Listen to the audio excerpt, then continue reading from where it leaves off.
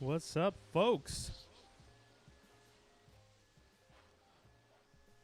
Can I hear you? Arune, do you hear me, buddy? Yeah, I do hear you, man. How you doing? I didn't want to I'm. step on your intro. Oh no!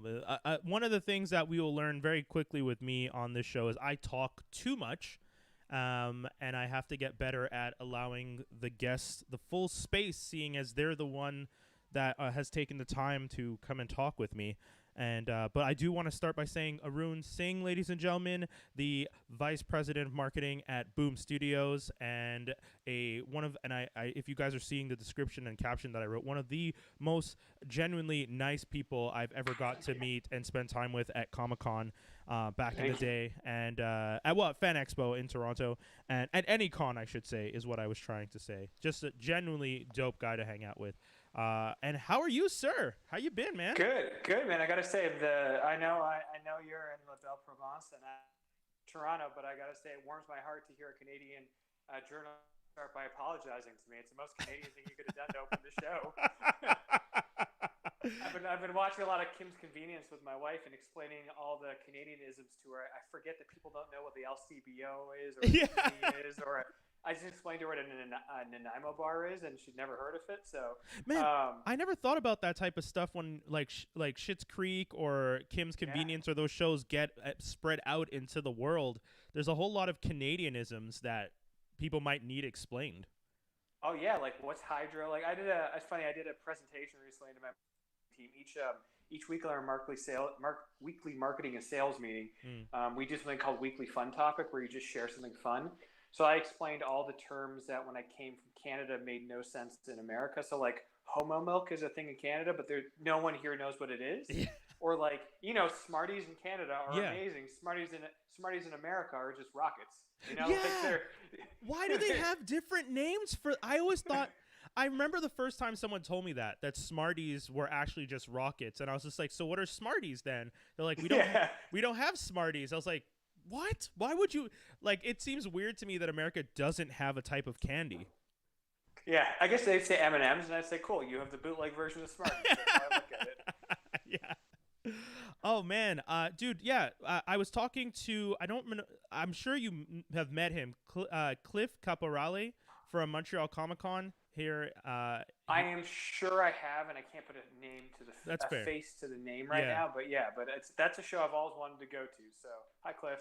Yeah, because I was talking to Cliff, and then while we were talking about conventions and all the things that are happening in the world right now. At some point, I think about 2 weeks ago, I mentioned that I was going to reach out to you because I was just like, you know what? Whenever I think of conventions, I think of two people. I think of Tiz from Fanexpo, Yeah. and I think of you from Fanexpo. Oh, that's great company. Tiz is awesome. So I love being in that company. Yeah, man. That's true, man. That's another person I really got to try and reach out to because Tiz was easily one of the nicest guys too. I don't remember what his position was. I just knew that he was nice to me and always hooked it up. Like if I was in a bad situation, and I needed access, Tiz would be like, "Okay, come with me," and then I would He was like the Michael Clayton of like convention people. It doesn't matter what his title is; he just fixes stuff. Yes, And like that's all. That's what he does. And like, but there's nothing like. I always thought he was so level with me, and he was always straight with me. I love that. Like the best people you meet in business are the ones not only who are good at what they do, but are like human about what they do. Yes, And he was always both of those with me. And yeah, I to this day remains my favorite convention to go to. I miss having not gone in the last few years, not just being a GTA kid, but because there was something about that show where it felt like it was more inclusive, and that's probably the Toronto-ness of it, but also more open to things other than just superhero comics. Yes. And I say that as someone who went there with Marvel Comics, for, as the head of publicity over there for a number of years. But like that was, it was always, it was always a fun show, and then always the BarCon essentially at the Renaissance there next to the Sky Dome, because it's always the Sky Dome. Yeah.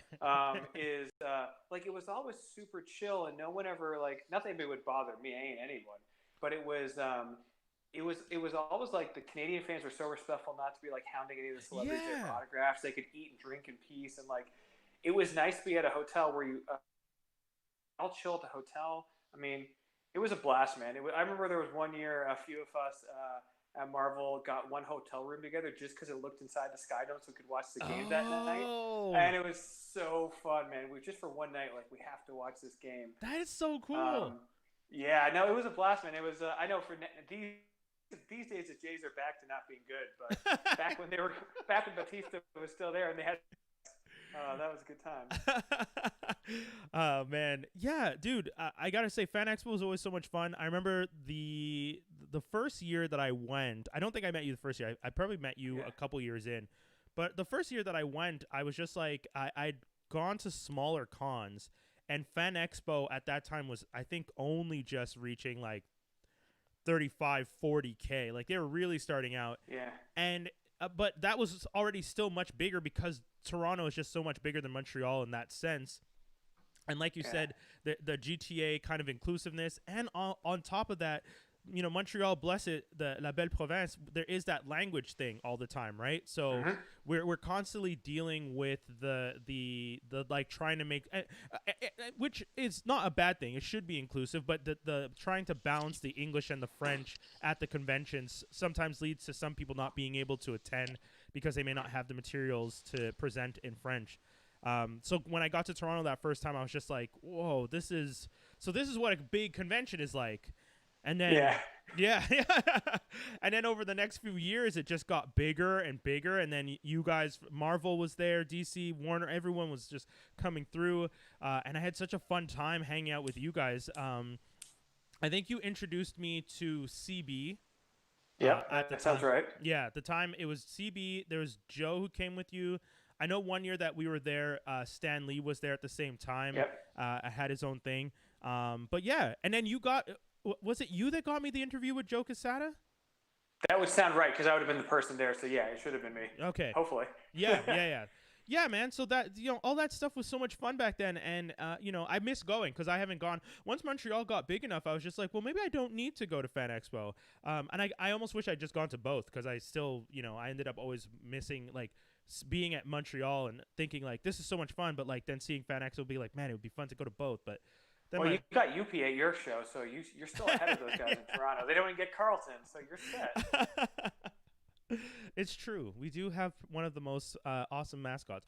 And now, who's the guy in Philadelphia that everyone's going crazy about? Oh, Gritty is pretty amazing. Yeah. He looks like, I think someone described him as like UP's evil love child. Yes! Like, he looks like that.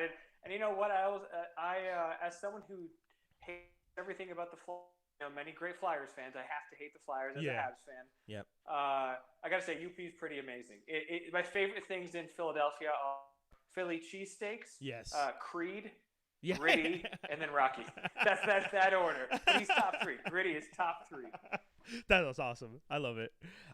So, man, you have been working at Boom Studios for about, 3-4 years now? Yeah. It'll be 4 years this December. Man, or this October, yeah. That passes fast, man. From Marvel to sci-fi to... Yeah. Do you want to tell people about the young voyage of a Toronto kid who ends up in essentially the geek's dream? Like, when I look at your resume, I'm like, this is what geek kids dream of. I appreciate it. I want to start out by saying big shout out to all the local comic shops. If you want to know how someone gets where they get, it's local comic shops. And I really want to give a shout out to Andre Greenidge and John Ho, who run Heroes World I think it's technically right next to Unionville High School in the GTA. Heroes World is a great comic shop. I actually just ordered stuff from them last month because I love that shop so much. I said, guys, just ship it to me. I just bought a T-shirt from them to support the store, and I'll tell you, the shipping to LA costs more than a T-shirt. But I was like, I love you guys, but no, it's I was a comic fan as a kid. I'll try to be as brief as I can. I was a comic fan as a kid, growing up in the GTA. I loved comics. They were always the one place as a brown kid growing up in a very white neighborhood that I was like, as long as I knew who the X-Men was, the X-Men fans, it was just nice to have a place, right? Yeah. Because I don't want to get super serious, but I guess I will. Like, hey man, hockey, I love hockey, but you and I both know hockey is not for everyone, despite what everyone says. Like Akeem Lou said, it's not. It's getting there, and it's better than when you and I were kids. Oh, for sure. I'm 39 this year, but so in the 80s, it was still tough. And so comics, though, you had the X-Men, and I could look at the X-Men and say, in that world, because there's shades of human existence in that world, or mutant existence. And so I love comics. I always say I was fluent in French with the asterisk of that I was Anglo fluent in French. So you would hear me speak and be like, why are you speaking? Hurry it up. But I used to do French public speaking, and I did so many speeches about comics. Oh, cool. And it was reading comics that awakened a social conscience in me. And I started getting involved in human rights stuff. So when I was in grade 6 and 7, I won Youth Human Rights Awards from Prime Minister Mulroney, I think would have been at that point. Yeah, probably. And for some poetry and some plays I wrote, but geek stuff was infused in me. That's amazing, man. And it changed a lot about me. So when I was 15, I'll say my journey, I thought I was going to be a politician. I, as a kid, said, I'm going to be Prime Minister of Canada. I would read all the Diefenbaker biographies. I geeked out hard when the Trudeau autobiography came out all those years ago. Like, 30 years ago, right? But that's how hardcore I was. Like, my platform in grade 6 was, my mom should get paid as much as my dad, so I'm going to eliminate sexism, which, as you think about it as a kid, is a silly platform to have because it's not that simple. But it's good because your heart was in the right place. It was in the right place, but I'll be honest, I was never built for it. And so when I was 15, I contracted encephalitis, which is inflammation of the brain tissue, and I'm told that I genuinely didn't sleep for a month, and my parents would come check up on me at times of the night, and I had insomnia, so I was up all the time. And I have to say, I'm told, because there's a year of my life where I couldn't remember things in the moment, and I can't remember it now. Yeah. And that's not just time passing by. My parents would tell me, they'd walk in on me sitting at the computer, and I'd forget how to turn it on, even though months ago I'd been building computers. It is. And so once the insomnia turned to really bad sleep apnea. And so I dropped out of high school, it was just too much with the health stuff, dropped out again. I managed to finish on time. We moved to the States in 2000. And so I was, and the reason I bring up Andre is because when he worked at a place in Unionville called All Star Cards and Comics, I was having a tough time with my health. And Andre used to be cool with me just coming by for a couple hours, reading some comics. I'd always buy something, playing a game of like Marvel Overpower, the trading card game. I'd play that with him. Yeah. And he was just like, I think that I was just a kid who needed somewhere to just be. And that's what comic shops are because of Andre. That's what they always are to me. So if you're in the GTA, Heroes World, if you're not in the GTA, go find them on Facebook, order something from them, tell them I sent you, support them. I'll put the link in the description for this app. Yeah, and there's a store that Sylvain runs in Montreal. Oh man, I'm forgetting it right now, and I have to look it up. But he runs a great comic shop that I'll look up by the end of this, and tell you where to go support them in Montreal as well. So I moved to the States. We moved to Minnesota, which is why I'm a lot of my mind these days. Yeah. And so I had a scholarship for business school, and I dropped out after the first day. I just told my parents. I walked into the class before convocation. I knew I don't want to be in business. I don't want to go to college. Thought I was going to be a firefighter. I used to go to the army and train with the firefighters there. The chief was cool about it, even though I didn't have my card. But the health stuff persisted. So I had to sleep as you can imagine, I was waking up, at best, I was only waking up 20 times an hour. So you can imagine the physical toll and then the resultant mental and emotional toll was tough. There was depression, there was other stuff. So I was working a lot of jobs. So when I first moved to the States, I didn't use it. So I figured, and I now realize this probably wasn't the best thing to do. I started working for IGN as a columnist about DC Comics. And I said, I'll do it for free because you can't pay me. Just let me do it. I need something to do. Then I started working at my local comic store credit. So they weren't technically paying me. There may be a gray area there. Don't no one come for me. But like that gave me the discount to get the comics I needed to write the column. So I was, and then the minute I got a work visa, I started working at like Nordstrom, which is a big retail chain here. I guess you have one. You have some in Canada now. Yeah, we do. Yeah.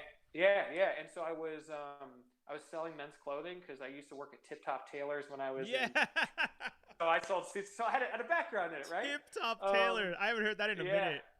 I know, man. I went back to the old Tip Top I used to work at, and the store changed so much, and it was just like blowing my mind. I'm like, wow. It's funny, man. You go back home to where you came from, and sometimes it's bad because you don't want to replace the old memories. It's so clear, and the memories start intersecting and blurring together.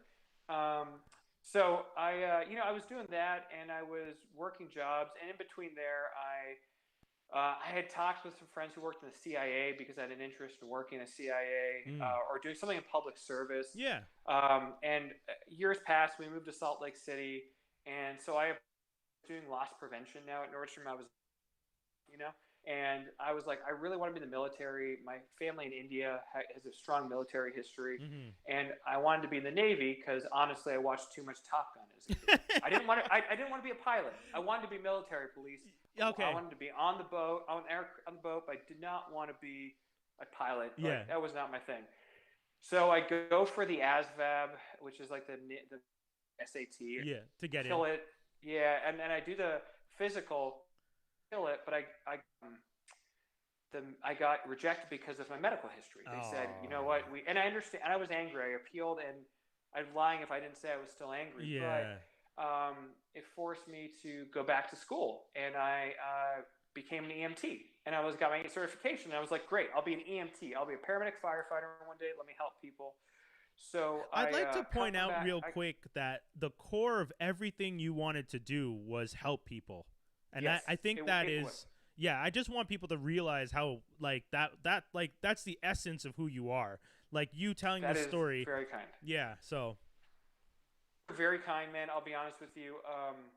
When I was 25 in college doing this, I'd like to think I had as nuanced and what it meant to help people as I do now. Like I think there was a bit of like, this is a good thing to do. I'm going to do it, and I do worry that there was a part of me that thought there would be a reward for doing that good. Like I don't understand doing good, and we all, as we get older, understand doing good is selfless. But I appreciate it. All I can ever do is look back, and I always see my mistakes. And so I mean, that's hindsight's always 20/20, right? So yeah. I was 25. I'm like, you know what? I'm going to be doing pre-med for some years.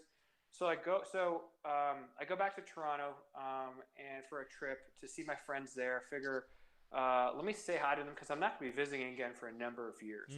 So I come back to Salt Lake the next day, and first day of my second year of college, and I'm sick looking at cadavers being cut open. Now you have to understand, I was the guy when we watched bodies get cut open in our EMT training classes. Yeah. I ordered pizza for the class, and I would eat pizza because it didn't gross me out. I was just like, Domino's had his 5-5-5 deal, so I just got 3 pizzas the class could share. Yeah. But I was good. And so I was like, why am I feeling sick? So I got home, and my parents convinced me to go to the hospital. It turned out I had a 104-degree fever, and I went into a coma for basically a day. Like, sounds more dramatic than it is. They had to like put ice on my body to cool down. My body was burning up, like full on TV style, like the things we see on TV. Yeah. And so it turned out I had symptoms of meningitis and West Nile. Like I'm just going for like disease bingo here. Yeah. and they were like, we think you might have eaten a bad sandwich at the Pearson and like got bit by a mosquito here in Utah because we're like, we can't figure out how you had these symptoms. Yeah. So what happened was. At that point, my school year, like they had, when they were doing the spinal taps on me to check my temperature, I'm not kidding you. They missed it 4 times, so I kicked the gurney, and the attendant was like, "Hey, dude, you got to calm down." And I said, "Why don't you get it effing?" And I didn't say effing. Why don't you get it effing right? Because it hurts. If any of you know, let me put it this way: when the needle misses your spine, it still hurts. And so I'm not saying I was proud of that behavior. They got someone else in like 3-4 tries. They got it right. It was about 8 total. But the problem is there'd been so much. My back was in so much pain. I was on painkillers for a month and a half. Wasn't going back to college. Yeah. At this point, I'd been writing for Comic Book Resources as a freelance writer. Big shout out to Jonah Weiland, who's now the head of marketing at DC Comics. But he brought me. He had me CBR, so I was still doing freelance stuff, and I found out that fall so this was fall 2006. Yeah. That I had a tumor in my chest the size of 2 baseballs, and so you have this thing called the thymus in your body that regulates like antibodies and stuff. It's the pea size. Mine was the size of 2 baseballs, And so like, because we had been trying to figure out why was I so tired all the time. Like I'd go to doctors, and no joke, every doctors would tell me, and I'll be honest, I don't mind sharing here. I'll TMI it. I was a virgin still at 25, and so these years doctors would be like, "Have you thought about just having sex?" They're like, "Do you know if you're gay? Are you repressing this? Is that why you're not sleeping?" I'm like, Whoa. "No." I'm like, What "Bro, the no. hell? If I like dudes, I like dudes. That's Yeah. good. I just have not met a dude I like. I just like the women I meet, Yeah. but I just don't want to have sex because sex to me is an emotional commitment for me, right? Yeah. It represents something more." And so uh, the doctors were always like trying to psychoanalyze me, and no one had ever thought to do like a CAT scan of my chest Yeah. and see what was there. So this doctor finally did it, and in January 07, I was going to have the surgery, a thymectomy of your chest, and they saw your sternum in two and pull out the. I always thought of it like the way I thought of it to make myself feel cool. It was Optimus Prime opening, and it was just my Matrix leadership they were taking out, you know. That is the best. Okay. At some point, I'll tell you how Hot Rod is the greatest villain in the Transformers universe. You know, so I went to visit my brother in New York. Yeah. He was living there. I said, "Why don't I go spend a month with my brother? I don't have surgery till Jan 07. Yeah. Just go experience New York for a month. I can work for CBR from anywhere. I'm not paying rent. I'm good." Yeah. So I was in New York, and 2 days before leaving, I'd emailed folks at Marvel in DC. I'm like, "Hey, can I just come visit the office? Because this would, you know how it is. Yeah. That'd be a dream come true." Of course. DC was a holiday break. Marvel's like, "Yeah, come on by." So I come on by, and I met Jim McCann, who used to be the publicity guy there, great friend of mine. He brought me in, and I met David Gabriel, who's the head of marketing and sales right now. And he was like, "Hey, you looking for a job?" And I'm like, "Oh shit, sure." Yeah. And it turns out he had read an interview. Like, it wasn't, he was familiar with my CBR work, but he knew me because I'd been interviewed by Soap Opera Digest about a comic book storyline with C. Okay. Because there's in the third season they go to Wildstorm to make a comic. Yeah. And so he's a big soap opera fan. I'm a huge daytime soap opera fan. That's General Hospital for life. Oh yeah. That's true. Yeah. I'll give credit there. Yeah, and so Vanessa Marcel, still one of the biggest crushes ever. I love it, dude. You know it. And so we were talking, and he was. I remember he asked me. He's like, "So I'm looking at your previous jobs, loss prevention. I have been EMT certified, right? It wasn't an EMT working, but he's like, how does all this prepare you for comics?" I said, "Look, you know I can write. I've done the journalism thing. Yeah. But I look at it this way, like, what could be more stressful at work than when I'm in an ambulance worrying I'm going to have to go somewhere and help deliver a baby? I'm good. Yeah. I'm good." Yeah. And I've soon learned that email can be mighty stressful. But it's, you know, and it was, and what I told him was loss prevention and being an EMT both taught me good process, because they're all about process, right? They're all about being stressed and creating good instinct. So, I interviewed, I told him about the surgery. He was like, "Don't worry, we take a long time to get through our hiring paperwork." So, you know, January 07, I had the surgery. March 07, I up for 3 months, I had to do breathing exercises, because when you breathe, your sternum expands. Yeah. So I had to do breathing exercises to get used to breathing again. I was sleeping upright on a couch for a few weeks. Oof. And I couldn't walk without a cane for 3 months. I couldn't even fly because the air pressure would have crushed the chest that was healing. So I get to New York. I'm at Marvel.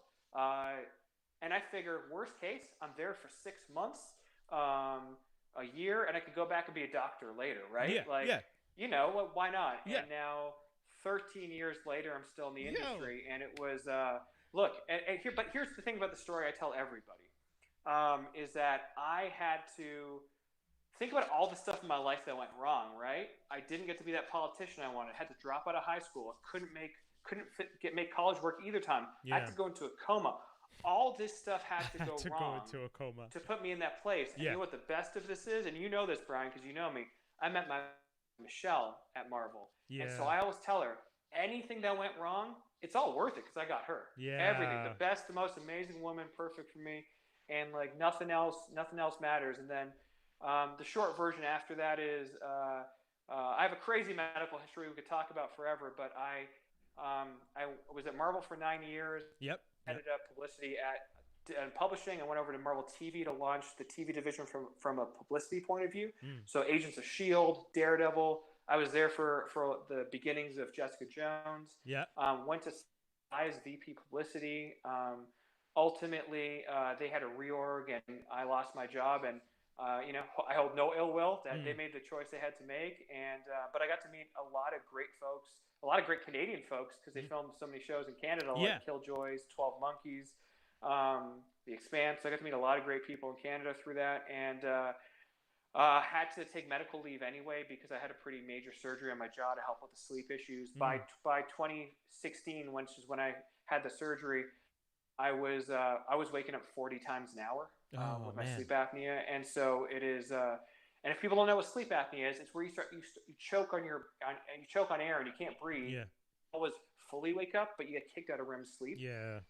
So that was during that time. After that, I was happened to have lunch with Philip Sablik, who's the president of publishing and marketing at Boom Studios, and he didn't know I was looking for work, and I wasn't necessarily looking for another job in comics, but he told me what Boom's all about, and I said, I want to be part of this, and 4 years later, here we are. Dude. Sorry, that's the shortest I know how to tell it all. Man, no. Again, the whole point of this is, and I try and explain this to people.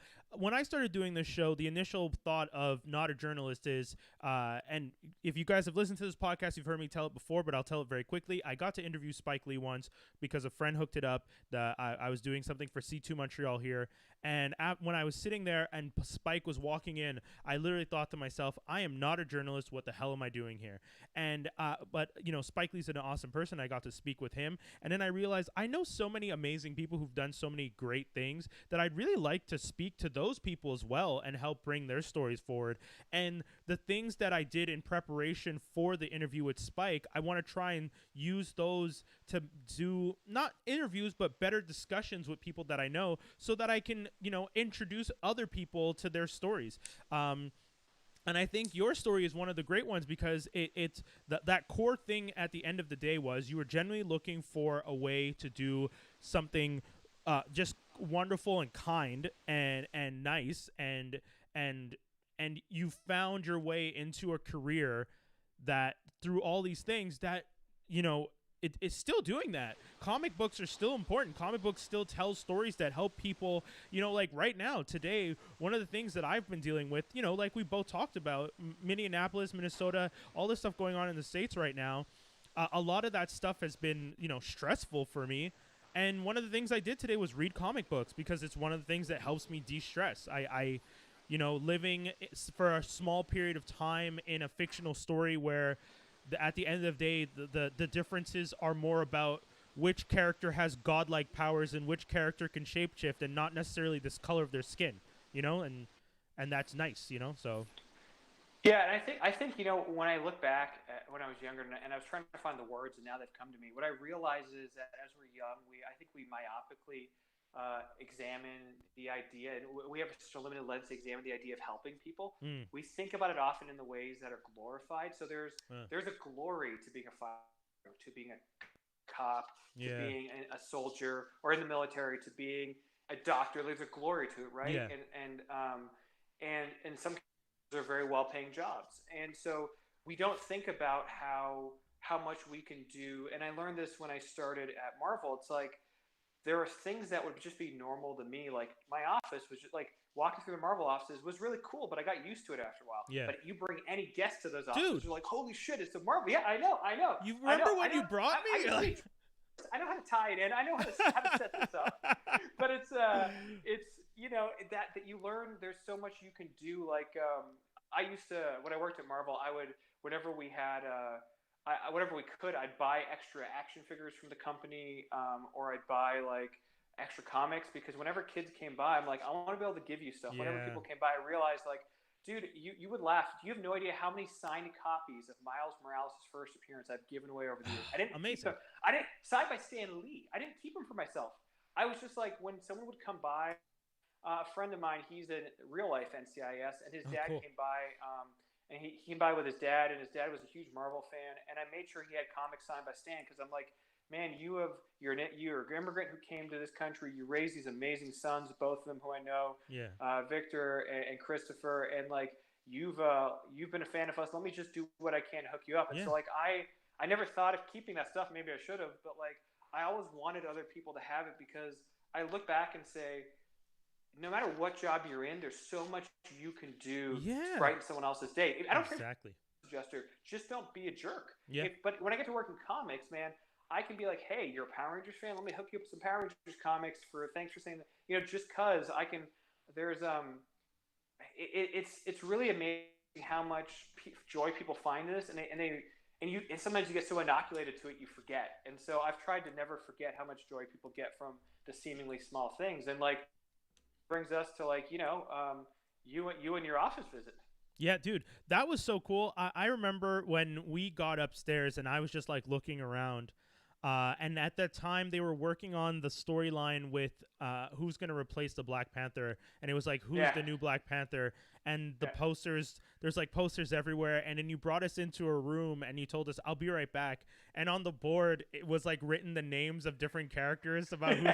And I'm like thinking, like, I don't know if we're supposed to see this, but this is really cool. And it's like, yeah. I mean, I would be in trouble if you said this. At Marvel, would be like, "What did you do?" But but yeah, like that's the thing, man. Like NDAs are only worth the paper, are only worth the integrity of the people who sign them. They're not worth anything else. So I was like, "Who's Brian Goodell?" Like, bro, you're a professional, and you're not a jerk. So you're just gonna like, I have no problem sharing spoilers with people all the time if they're gonna keep their mouth shut. Because if you're excited and it brings you happiness, and like, I'll be honest, from like, it makes me happy. As a businessman, you're gonna get excited and tell other people to be excited. So I win both ways. Yeah, dude. When I left that room, I just told all my friends, like, "Oh, guys, you guys need to read this comic. It's gonna be some crazy shit. Like, there's gonna be some cool shit about to happen." Because that was the thing. You were kind enough to invite me. I'm not gonna blow up your spot by like just telling everyone. And that's one of the things. Actually, I wanted to talk to you about. The culture of like spoiler culture has completely shifted now.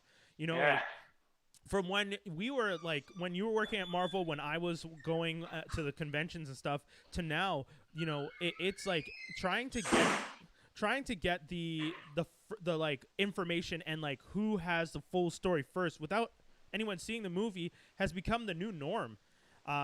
What's it like trying to keep storylines on the DL when you're working in comics when that's the new normal, though? Yeah, it's interesting. It's interesting being at Boom because we do a mix of creator-owned books. So we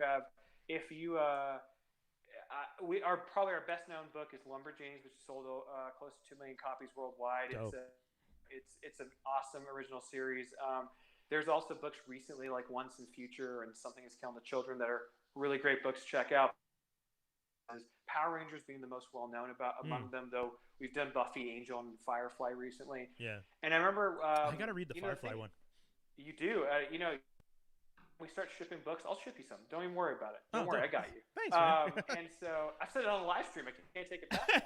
And so, but with Power Rangers, we found fans are always curious.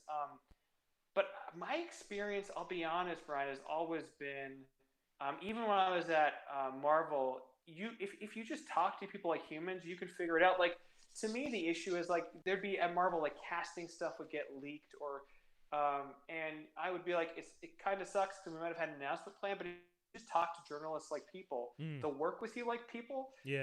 And I'm not gonna say I was always perfect, but that was my intent.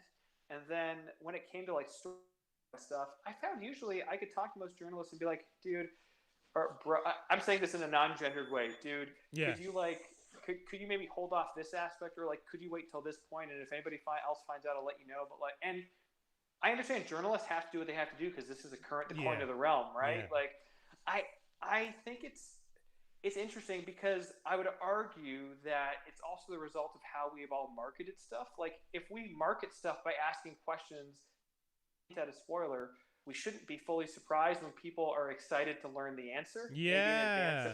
Because like, look at movies. There's teasers for the teasers of the teaser, right? Like, and so you think about it that way, and I'm as guilty as anybody. I love the Fast and Furious movies. Every little teaser for Fast 9, I eat it up. But I'm also and so I want to know. Spoiler: how is Han back? I want to know. I do. It's true. It's true. That is fair. I want to know, but I also would never think about spoiling it online. But I was all like, I think it has come from, if on some level, if you're a press site, you have to cover this stuff. But we as marketing people have to take responsibility for our role in creating that culture. And my hope is that as I'll be honest with you, man, I think as more entertainment comes out, that is maybe ask different questions than just spoiler questions, I think you'll find people more interested in having those conversations. Like I always think about Black Panther, Mm-hmm. and to me, all the discussion of Black Panther before it came out, yeah, there were conversations about the post-credit scene, but the conversation was about black characters in film, black Yeah. superheroes, black excellence, Yeah. and that was partly because that Afrofuturism. film. Yeah, the film had something else to say, right? Yeah. Like that's part of it, and I think we're also in the geek space so into spoilers in a way disproportionate to like to other Yeah. stories. Like Sure. I don't Romantic and comedies. It's not like people are like, how did they fall in love? Tell us that. What restaurant? Who do they choose, right? Yeah, like yeah. That's article, and I think that is just we geeks are responsible because we've always had a bit of that geek, like, who knows more? Oh, I know this. Yeah. Like back when we were kids and there's no internet, you're like, oh, do you know this about the book? I knew this. And there was like, it was a signifier of how cool you are. True. And it's part of the reason I don't engage with fandoms hardcore, because I'm like, I can't keep up. And I also like don't want to. Like, I love knowing things, but I love being surprised when people share their knowledge with me, man. It's fun. It's a good time. So that is yes, man, yeah. One of the things that I'm loving about these conversations I have is people put things in such interesting perspectives that I never thought of. You're right. Geek culture is about being the cool nerd and like, actually in this issue, and that's like a standard. Like you like being the guy who knows the most. Like, yeah, one of my biggest claim to fame is that I went to a trivia night once, and it was a Batman trivia. There's 43 questions, and 45 questions. I got 43 of them out of 45, and I was sitting with two friends. They got maybe one question. They gave me one answer. There was a table of 5 guys on the other end, and those guys beat me by one question, and I felt so superior knowing that me by myself found 42 out of 43 answers, and those guys had to be 5 to get 44 answers out of 45. And like that, it's true. That's in us as nerds to be like, yeah, you might have won by 1, but I know I actually know more than you. Combined, you had to. Yeah, and I know there's no malice to it. No, no. I don't think it's inherently toxic. It's just because we grew up being bullied for this stuff, and I'm sure it still happens to kids. You get bullied for it because you weren't cool, and you weren't like, no matter how much I liked hockey, I was a geek guy. And that was partly my choice of how nerdy I was and how I expressed it. But like sitting in the comic, I got bullied for it. And so I think as we get older, now that everybody's embraced it, the hierarchy's changed. Like everyone knows what Groot and Rocket Raccoon are. Yeah. So you're like, but you have to be like, no, I actually know more about Rocket Raccoon. Did you know?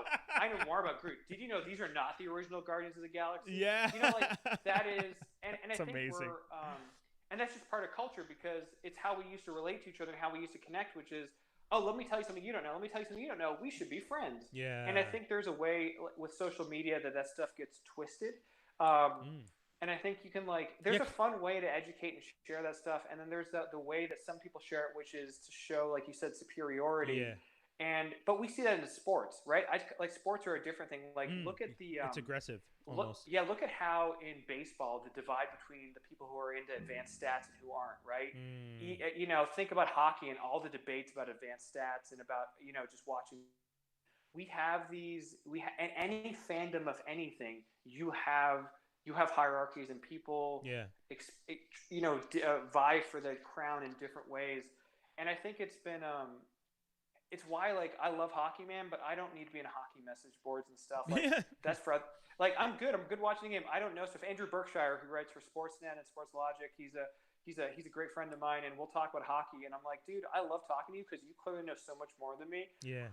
I'll tell you I'm like, hey, Carey Price is not as good in goal this year, and Andrew can tell me actually, here's what his stats show. I'm like, yeah, bro, he just doesn't look as good this year. Is he injured? And I understand Corsi, I understand, and I believe in it, but I also I'm like, I'll let the experts tell me. I don't need to be an expert. Yeah, I just don't. That's fair. Yeah, man, my God. Yeah, Arune, thank you. That in such a precise, concise way to explain that aspect of the culture that I feel anyone who's tuning in would get it. The next time you're talking to one of your fellow geeks or nerds and they seem really gung-ho about telling you something, realize it's possibly because it's took 20 years for this thing that they care about to be cool. and they've known this stuff for 20 years. And no one ever cared about it until someone decided to start making multiple movies about this stuff. So it's fun to, like, it's not even, like you said, there's no malice. It's just like, I want you to know everything too. Let's enjoy this all together. It's, yeah. But there's also an identity thing. Remember, if you loved, I remember this when Lord of the Rings came out. I had a friend who read the books who was getting into the movies, and they loved the movies. And I had another friend who'd been a fan of the books, and that friend insisted they were the bigger fan. And the first friend was like, who cares? But because here's the thing, though. When your identity is based around so much of this stuff, and everyone else gets a bit of it, I think on some level we feel like we've lost something, right? Because now everybody else knows, and you're like, the thing that made me special, the thing that informed who I was the Marvel fan. Now everybody wears Marvel shirts. No, but I was the first one to do it. Like, how? And I think there is a bit of us that is resentful sometimes of like, but you are hurt by the fact that you ostracized me for that thing. You made me different. I wasn't your friend. I was your geek friend. Yeah. And now now that it's cool to you, suddenly this thing is cool, but I'm still not cool. Like what? Like I think there's identity parts. And you're like, well, like now that you've embraced it, why can't you embrace me? Why didn't you embrace me? I think there's a natural human like hurt that comes up there. That's facts. I want to educate you because I look at your background and I look at those beautiful, beautiful Transformer Cybertronians, and I see someone up there. I see him right there, the greatest villain in Transformers. So this is I set this up. Standing right behind Optimus too. I know he's gonna stab him in the back like he did before. So let's recap. Optimus Prime comes down to save the Earth. He single-handedly just defeats the Decepticons. He goes full beast mode. Yeah. And then Hot Rod, who's too busy trying to get into the circuits of RC, has to go try to impress everybody by trying to take down Megatron. And what does he do? He gets Optimus killed because of his stupid robot hormones. If that's enough to be the worst. I don't blame Megatron had the shot. He had to take it. Yeah. Hot Rod gave it to him. Okay. So then you might be like, but Hot Rod became Rodimus. Yep. Okay. How many planets did Unicron destroy in the meantime? How Unicron got to make Galvatron. Unicron got to make Cyclonus. Yeah. Unicron got to make Scourge and all the Seekers. Theoretically, stronger Decepticons. Yeah. So Hot Rod allowed that to happen. You think that's not bad enough? The millions of people whose oil is on or blood is on Hot Rod's hands. Then, as leader of the Autobots, what does he do? He allows Cobra Commander to take over the Autobots. Cobra to get access to Cybertronians. Okay, so our boy Hot Rod messes that up too. Yeah. Still can't hook up with RC. Yeah. Still trying to keep that because he wanted it. And then fine, that's not working out. So Hot Rod keeps failing. Can't stop Galvatron when Optimus had basically taken out the Decepticons by himself. Yeah. So then, because Optimus is resurrected by the Quintessons, he has to be deactivated, sent into space. So what happens? The hate plague comes to Earth. The hate plague that kills millions of people spreads throughout the universe. So what do the Quintessons have to do? They have to resurrect Optimus to fix Hot Rod's nonsense. And then what does Optimus have to do? He has to empty the matrix of leadership just to solve this. All the greatest knowledge of leaders is lost because Rodimus, Hot Rod, could not keep it in his Cybertronian pants. How millions of people died because of him. This. That is a geek hill I will die on. The end. I fucking love that. Thank you, man. That was great. That is oh shit. Yeah, man. Yeah. That is fun. I can't wait till my buddy Protoman watches this because he's Hot Rod's biggest fan. And Protoman and I went to elementary school. We saw the first 2007 Transformers movie. He's been on the pod. You guys have heard his name before. He has like one of the biggest Transformers collections on the East Coast. Runs conventions and all that stuff, and I'm dying to hear his opinion on that. So I'm gonna definitely. I want to be clear, Proto Man. I want to be clear. Hot Rod is one of the coolest freaking robot designs ever. Like that car is. It's just sexy. Like it is not even a question. Even Rodimus looks pretty cool. Yeah, for a truck, but right? Like for what he is, right? But it's like. Bro, you can't deny, you can't deny the stuff he pulled, man. He messed up his spot. He was trying to hook up with RC, and look at it. At that point, she seemed like the only female Transformer. Yeah. that was his inclination, right? And as we've seen in the awesome IDW comics, Transformers. I guess if gender is a thing with Transformers, you can have gay Transformers. Yeah. But it's but like Transformers hook up with other Transformers. It's all good. I guess we've seen Alita 1, but we hadn't really seen other female. No, yeah, RC was very much the only. Yeah, it was very much that, and like it was very much a love triangle with Springer, as far as I could tell. Oh yeah, and that's true. And like that was. I'm just saying, man, it was. Hot Rod, he's got something to answer for. No, I respect anyway, it. I'm not mad at this story. It was fun, dude. That was a great way. Like, I love how, like, also again, the perfect depiction of like geekdom. Like, you were so passionate about, like, listen. So it was great. I can't tell you where everything is on a U.S. map, but I can tell you a lot about the Transformers for some reason. I wanted to ask you, for those who are looking for a really good quarantine read, what comic book from Boom Studios right now would you recommend people check out? Well, if you're a pro wrestling fan, I recommend WWE. Yeah. This is a single issue with a story written by me. Yeah. So I made my comic writing debut last January with a story about IRS. This is collected in a graphic novel called WWE, Then, Now, Forever, Volume 4. It also includes a brand new story I wrote about Canadian Indian wrestler Jinder Mahal. And so that's a full 10-page story about him as well. And so you can get that. So shameless plug. I got some other comic stuff coming out later this year, I think, if it all launches on time. So stay tuned. But I think if you've never read Lumberjanes, if there's any women in your life, and frankly, if you just want a really awesome story, Lumberjanes is basically, I always describe it like Scooby-Doo meets Buffy, but you don't kill monsters, you make them your best friend. Oh, because the slogan is friendship to the max. So it's set at a summer camp, girls' summer camp, and there are monsters in the woods, but when the girls meet them, they don't kill them. They make friends with them. They find understanding. Yeah. And so it's really amazing. And but I think especially for younger readers of any identity, any gender, because we all to of any background, you're gonna feel really included and it's a really inclusive book. I think if you're someone like Brian and me, or you like action stories, the two books I recommend recently, Once and Future, and Gillen, who you know from every Star Wars, you know him from X-Men, you know him from everything, and then I also recommend, and it deals with Arthurian myth, but in the modern day, and the grandson of a monster hunter in England has to get to the family business. Oh. And then a book called Something is Killing the Children, which is written by James Tynion IV, who's writing Batman, with art by Werther Dell'Edera. And it is about a small town called Archer's Peak, where there are monsters only children can see, except for a monster hunter called Erica Slaw, and she's come to kill the monsters. It is amazing. These are both incredible books to check out.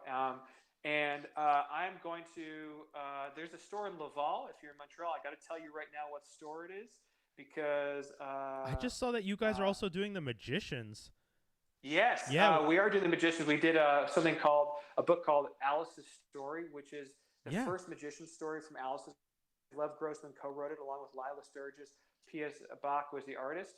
And then they came back again for a story called Magicians, A New Class, which is a sequel to the novels that has a whole new class of students. Yo, what? Dude. So it's the really series just ended, too, so this is a perfect time, because people are looking for more, because I'm on the Reddit, the all Reddit break bills, and people are, like, freaking out over the finale because the series is done, and now I can go on there and tell them, like, hey guys, check this out too. So that's dope. Check it out. It's all the content of the novel. So I'll just say, if you're in Montreal, Hero Laval, great store.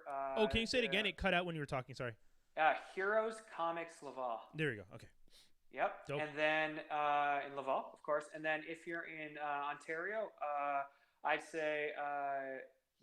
I would say if you're in Ontario, if you're in the GTA, go to Heroes World. I don't know if it's in Markham or Unionville, but it's a great store. Tell Andre and John I sent you. You can mail order for them. I've been building a lot of Gundams recently, so I've been mail ordering some Gundams from them. It's been my therapy. And then if you're around Guelph, you can order from the Dragon that Jen Haynes runs. It's a great store there. Okay. There's also Gotham Comics in Mississauga, if you want to go there. Carlos, who runs that store, is amazing. You know, shop for your local comic shop. Yeah. Support them. They need you. Yeah, they really do, guys. I send my comic shop here in LA. I send them $10 every week, sometimes more, just to say put this towards my pull list. And if I've paid it off, just know that I'll trade this money for goods later down the road. I just want to support you. That's smart. But yeah, I think and I think the good thing about Boom, I'll say, is if you hit me up on Twitter, I'm at Arune, A-R-E, just tell me what you like. Tell me what age range the person is. We have comics for every age range. I see that. We do. If you're in the mood for some a real life drama, we released a graphic novel in February called Big Black, Stand at Attica. If you're familiar with the prison uprising in Attica in the 70s in New York State, this is co-written by the late Frank Smith, aka Big Black. He was at the center of the uprising. He helped keep the peace between the guards and the prisoners, and he saved a lot of lives. It was co-written by Jared Reinmuth. Stepdad was actually Frank's lawyer, one of Frank's lawyers when he got out of prison. And so Metziani is the artist. It's a really powerful book. You should be I'd say be 18 or over to read it. It's graphic because they get into how abused these prisoners were, but it's an incredible read. So I'd also say, read comics. You're going to find every publisher is making something cool. Check it out. This is to discover something cool and new. My God, man. I knew Boom was working on a lot of stuff, but dude, this list, there's so many things I want to read here. I want to also for all the fans of Labyrinth or I'm seeing anything Jim Henson, almost anything Jim Henson. Yeah, Fraggle Rock, Garfield Extended. I'm seeing so many titles here that I know. The Power of the Dark Crystal. There's so many things that I see friends talk about regularly, and sometimes just being like, man, this would be so cool if they're. Oh my God, Bill and Ted. Yeah, we have some great Bill and Ted stuff. We're going to be releasing some new collections. I'll say for another original series, we have a series called Bone Parish that I think people will dig. It's set in New Orleans. It's about a crime family who creates a drug from the ash of people's bones who have died, and when you snort the drug, you feel like you're living their life. Whoa. But it's an awesome crime. It's three graphic novels. It's awesome, written by Cullen Bunn, art by Jonas Scharf. Really, really dope series. We have, honestly, there is no shortage of amazing books that Boom has put out, and I would say we got something for everyone. If you're a fan of R.L. Stine, he launched a middle graphic novel series with us called Just Beyond. We recently announced that Just Beyond will be a series on Disney Plus in 2021. Oh, dude! So congrats, man. Yeah, so that's how big it is. But if you have kids or if you're a kid at heart who wants some good middle grade horror, those books are terrifying and fun, and they're a good time. But I like it. They're terrifying. Having met him, he's Bob, as he wants me to call him. He won't let me call him Mr. Stein. Bob is never short of ideas. He comes up with ideas from everywhere, and he's such a prolific writer. It's amazing. Yeah. Yo, dude. Okay. Arune, thank you so very much for this. This conversation was amazing. I had so much fun. You helped me look at things from different perspectives. You told an amazing story about your life and all the things that it led to. You work at what seems like one of the coolest places to work at. Does the list of comic books, dude. Thank you so much for coming through. Thank you for thinking of me, Brian. It's been so good. We haven't seen each other in years, so I'm glad we get to connect this way. Anytime, man. You tell me if you want part 2, you just let me know, and I'm here. Oh, for sure, man. I'm definitely going to hit you up. Thank you again. This was so much fun. Guys, if you were tuned in, make sure you check out all the things. I'm going to put all the links and all the social medias in the post. I'm going to link it, and you guys will be able to follow Arune and follow Boom Studios and follow anything else that he recommends, like all the comic book shops and whatnot. And yeah, man, I want to thank you again, and hopefully we'll get to talk soon. I definitely will hit you up for a second one because this was a lot of fun. All right, brother. Good Peace, to see you. All right, guys. So I'm going to play the outro, and thank you for tuning in once again. And don't forget, if you guys are loving the content here from myself, Brian Holidae, you can always support me at, my coffee. That's ko-fi.com/Brian Holidae. That's BrianHolidae. And now we say goodbye, as always, with this wonderful The Love Theme of Wally by the rapper producer Wally.